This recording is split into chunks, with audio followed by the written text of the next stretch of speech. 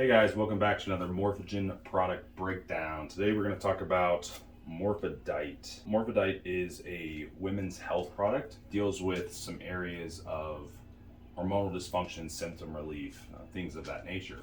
So I'll kind of talk to you about where that might fit in and of course what the ingredients are, what the product does. So as always, I'd like to go over the bullet points on the sides, always on the side of the bottle, and you'll see that it may assist with libido and sexual health, performance and vitality, energy production, blood flow and circulation, polycystic ovarian syndrome or PCOS, anxiety and mood, insulin sensitivity, premenstrual syndrome and menopausal symptoms, metabolic syndrome and cardiovascular disease risk, and then overall hormonal regulation. So you'll see all of our ingredients listed here, and we will start at the top. First ingredient is a standardized Maca root. This is a trademarked ingredient. See here, Lapidamax. I believe that's how you say it. So this is actually the most verified and tested form of Maca on the market. So anytime you're dealing with an herb, we do like to make sure that we are getting either, if it's a whole herb, we're getting a quality form of it, or if it's an extract that we're looking for, we're getting a standardized extract that has a high quality control. Otherwise, you could be getting an herb that has 50 different components to it. You don't really know what you're getting. It's not standardized, so on and so forth. So this is a very high quality form, most verified and tested Maca on the market, as I said. So Maca has been around for a really long time, used in ancient medicine. You can look way back and find Maca use. Really cool ingredient. You need a high enough dose. So a lot of products use really low dose. So Maca, you're not going to see much from that. But at 2,100 milligrams, may improve libido and memory and fertility, reduce fatigue by increasing mitochondrial efficiency and decreasing lactate. So we know mitochondrial is kind of powerhouse of the cell energy production. So we have 2,100 milligrams. All right, let's move down. Next ingredient, and I'm reading them on order of the products, not necessarily in order we have it on the board, but order of the product, Myo-inositol, are at 2,000 milligrams. All right, so this ingredient, if you're familiar with PCOS or polycystic ovarian syndrome, you've probably heard of this ingredient. It does have a lot of efficacy towards that disorder. Involved in cellular signaling, may alleviate PCOS symptoms and promote fertility, may help restore insulin sensitivity, anti-anxiety, and has mild antidepressive effects, especially towards panic disorders and things of that nature. This ingredient is seems especially helpful in those with PCOS just because of the symptoms that it helps relieve. And we know that PCOS comes with fertility issues, it comes with insulin sensitivity issues, and it comes with potentially mood irregularities. So, it's really addressing that on multiple levels. We will move on to the next ingredient, Damiana. Maybe saying that wrong. Damiana, 800 milligrams. Okay, so this is actually another extract, an aphrodisiac type of product, helps promote nitric oxide, increase glutathione levels, which we know is very important in liver detoxification, overall hormone metabolism, and it actually crosses the blood-brain barrier. A lot of the properties that some of these ingredients may tote, like anti-anxiety or cognitive effects, they may not fully deliver because they can't cross the blood-brain barrier and they can't affect it on that level. So the blood-brain barrier, and kind of like the gut barrier, there's this permeability layer. Things have to be able to get through. 800 milligrams. Next up is Estrogen. As you can guess, this is to help with estrogenic issues. Probably not the estrogenic issues that you're necessarily thinking of. This is going to be more to promote or help with symptoms, alleviate symptoms of low estrogen. Combination of root extract shown to help relieve the symptoms of pre-perimenopausal women. And well, what are the symptoms of pre-perimenopausal women? Things like hot flashes, for example, low estrogen symptoms, night sweats, so on and so forth. Well tolerated versus other treatments. And that would be potentially talking about a pharmaceutical hormonal treatment, which could have side effects, could work well.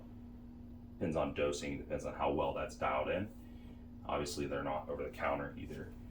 Does not affect weight, body mass index, or liver enzymes like medication might, potentially. As you're starting to notice a trend here, you're starting to notice this product is helping with more of a low hormonal situation. So folks with PCOS, for example, generally low progesterone, that's part of the criteria, right? Menopause, low sex hormones in general, right? So you're starting to notice where this product's really fitting in. Next ingredient is the HMR, and we have 30 milligrams, okay? Now, as you'll notice, this is, and this, actually we'll show you this on the bottom, you're not gonna be able to read it from here, obviously, but this is standardized, 90% standardized extract. That is important. Again, make sure you know what you're getting if you're getting into herbal supplements. A spruce extract and natural source of lignans for women's and men's health. So this can be a male product potentially. This is anti-degenerative, so we're talking degenerative diseases. Reduced risk tied to metabolic syndrome. So we know metabolic syndrome is this cluster of diseases, talking about things like dyslipidemia, insulin resistance, high blood pressure, all these things. Of course, with age and actually with hormonal dysfunction, PCOS, you see insulin resistance. Women actually statistically have pretty high rates of high blood pressure. Women can also have dyslipidemia. You think, heart disease and things, you think of as like a predominantly a male disorder. It's not necessarily the case. I know there are statistics showing that females versus males, like versus heart attacks and strokes, there's a little bit of a difference, but statistically, females still are very much affected by metabolic disorder. Also, lower symptoms of menopause. Noticing a trend there, which of course part of estrogen's functions, testosterone's functions, progesterone's functions are also dealing with some of these metabolic functions. So they're not just sex hormones. They don't just promote libido. They don't just promote fertility, menstrual cycles. They also are involved in things like insulin sensitivity, nutrient partitioning, protein synthesis, things like that. So they are important on more levels than just what people consider a sex hormone level, right? So those are your ingredients. Oh, actually we skipped one. We're gonna go back here. Pregnenolone. So pregnenolone is a steroid hormone produced in the body that serves as a precursor. If any of you are familiar with functional health and kind of these pathways, you probably know what pregnenolone is. You think of pregnenolone as like this kind of master hormone. One side is going to convert over into DHEA, which converts to testosterone and estrogen. The other side is going to convert into progesterone, and also on this side we have cortisol, right? And there are a few different little ways that these things can branch off, but in the gist of it, this is a steroid hormone, but it's more so a conversion hormone that's converting into other things. It's not having a steroid action on its own necessarily. Like I said, converts precursor to DHEA, progesterone, estrogen, and testosterone, increases memory, also assists with mild depression, insomnia, and other sleep disturbances.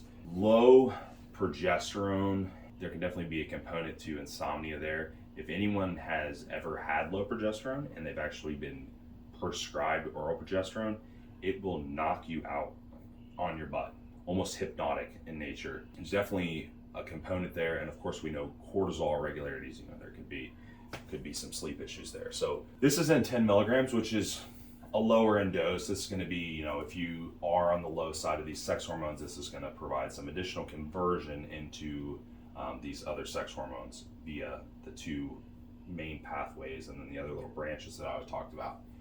So again, where does this product fit in? As I said, I really like this product in a situation where we're looking at suppressed sex hormones. So we're looking at a female that's maybe has experiencing long-term hormonal downregulation, needs relief from symptoms, someone that's getting close to menopause, who's going into menopause and they're not on a hormone replacement. Females that were maybe working on increasing sex hormone production, but we're in the early stages of it and they need some relief from symptoms. They need help bringing these things up. PCOS, especially early stages, you don't really have it regulated yet. There's a lot of places where this kind of fits in, but if you notice, it's fitting into more of this like down-regulated state versus it's not really fitting in so much in like an estrogen dominant state where we're trying to suppress things, okay? So keep that in mind, but the product has a lot of uses, a lot of ways we can kind of insert it in there. That is MorphoDITE women's health products. If you guys have any questions, of course, let me know. You can always go on the site. You can find breakdowns of the ingredients. Again, a lot of these are trademarked. You can find information, studies, all these things, especially places like examine.com and research sites like that. can definitely find the research. And talk to you next time.